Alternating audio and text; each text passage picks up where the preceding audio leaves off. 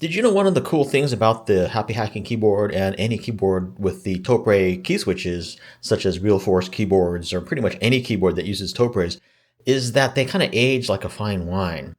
When you first get them, they feel kind of light to type on, but as time goes on, after about 3 months or something, you'll start to notice it gets a little bit more tactile.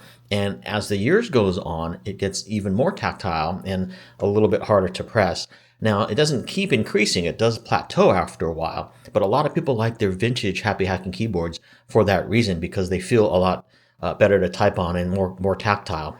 This one's a few years old. I don't think the sound really changes over time, but this is the Type S hybrid, just for your reference.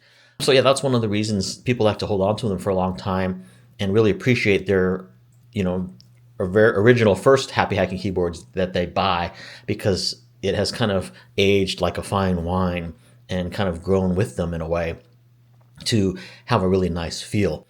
So a lot of people like the feel of the older ones than the newer ones, and it does take some time, to get that way. What happens is the rubber domes inside here become actually harder over time, and exposure to air and oxidation and stuff like that. Rather than more compliant, they become less compliant, and so they harden up. But I've never heard of one being so old that it's so hard to press that it's uncomfortable or anything like that. It just apparently it plateaus to a certain point where it becomes harder to press than a new one, but still really a nice feeling. So anyway, I just thought I'd share that fact with you, and I'll leave you with some sounds of the Type S with typing with one hand, because I'm holding the camera with the other one.